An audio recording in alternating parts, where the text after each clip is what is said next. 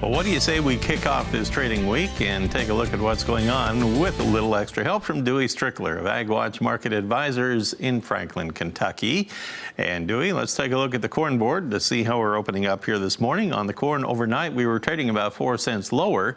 Let's see what the futures are doing right now in Chicago now that we're into the daytime session. Currently, the nearby July contract, well, 4 cents apparently wasn't enough to the downside. Now we're down 5 3/4. We're trading at 3.85 3/4, so they're pushing the downward side of the envelope.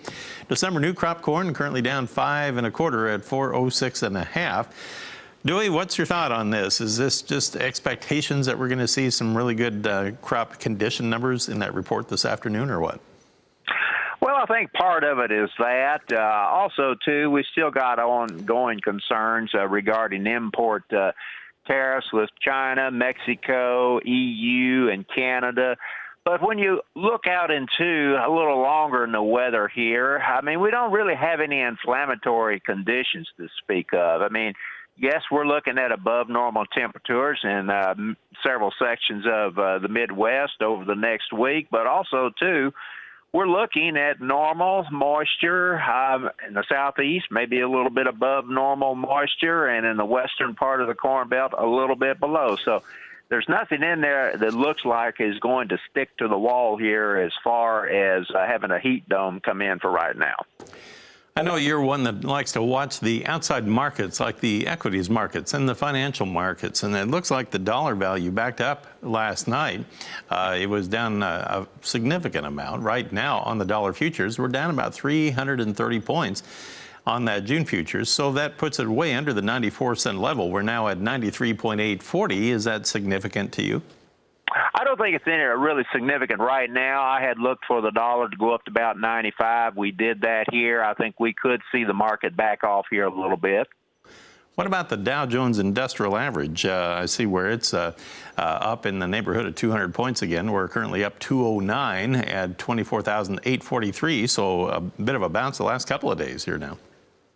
Yes, I have said here back in February that the Dow could go up to set a new high. I still go along with that. I think we could go up to about, say, 28,600. Once we do that, I think you're going to be looking at a massive sell-off down to about 6,500.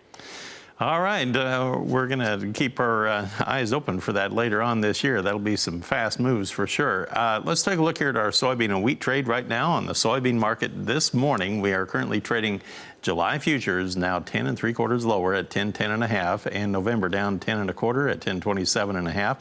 I would imagine, Dewey, that's the same reasons that you gave for the corn pressure there. On the wheat, on July Chicago wheat, we're down 14 3/4 at 508 1/2. In Kansas City, July, we are currently trading at 524 3/4, down 16 cents right now. Minneapolis on that July contract, we're down 5 at 5.99, so it's under $6. What do you think here, Dewey, on this wheat trade? Well, I think, we're looking here in the next couple of weeks. We're looking at wheat harvest is going to start getting underway here. So it's going to be kind of hard, I think, for this market to mount much of an offense here until we get further along in it. See what kind of yields we're going to be looking at. We know that the yields, for the most part, in the Southern Plains probably will be trashed. It's just a matter of they're going to be as bad as what we think or not. And back on the soybeans, is that true? Do you think soybeans are acting to the same fundamentals corn is?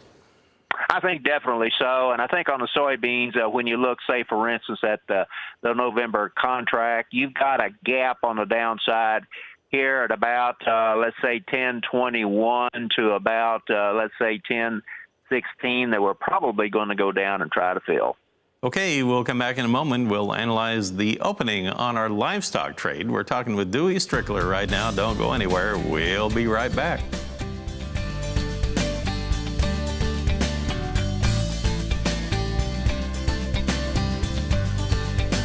Let's go back to our talk with Dewey Strickler of AgWatch Market Advisors in Franklin, Kentucky.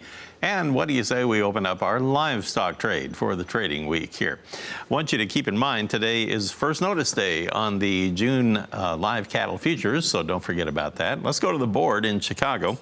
We'll see how our first trades look. Right now on the big board, we currently have the June contract 52 higher at 105.42.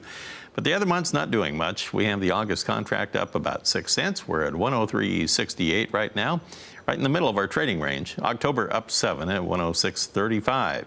Meanwhile, if you take a look at the feeder cattle trade on the open here today, we have the August contract is 13 higher at 146.45. September up a nickel at 146.65. And you have October 13 higher at 146.55. So nothing to write home about apparently today, but at least it did not have follow-through selling from the close that we saw on Friday, Dewey.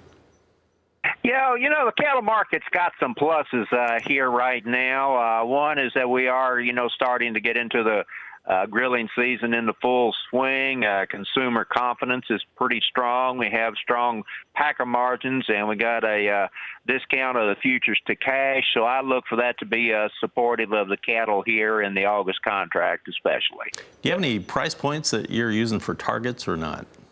I think we're going to stay in a trade range here. I don't see any reason for the market to go down below the 98 level. And until we work off our supplies here, I don't think we'll go much above this 106, 107 mark either. So what's your thought on the June futures? Of course, now we're getting into first notice day today on the June live cattle futures. Down there in the low 100s, and you still have cash cattle trade hanging in there at 109 to 111 Friday afternoon. That still has a little catching up to do on one side or the other here. Yeah, definitely it does, and I think we'll probably see the cash come up to meet it a little bit, and futures likely will go down as well, too. Let's take a look at our lean hog trade. On the lean hog futures, we currently have the June contract down 55 at 77.05. July down $1.18 this morning at 77.62. Now these are the ones that closed higher. We had the nearby June, I believe it was like 98 higher on the close Friday. So kind of an about face here. August down $1.04 at 76.15.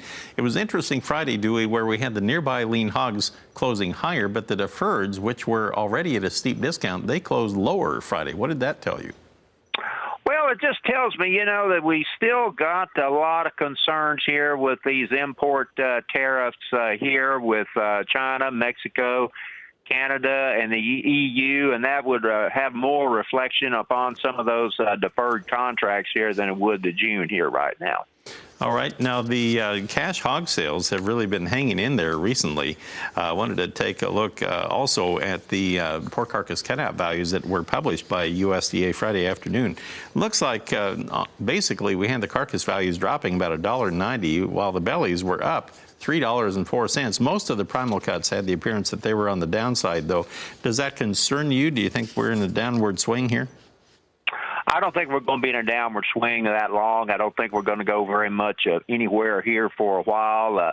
I think we're going to have to kind of get our pork exports improving a little bit here, and we need to kind of get a little bit of something resolved here with these import tariffs and so forth, because that's, obviously that has the hog industry a little bit skittish. Thanks for talking with us, Dewey. Appreciate it, sir. Dewey Strickler of AgWatch Market Advisors in Franklin, Kentucky.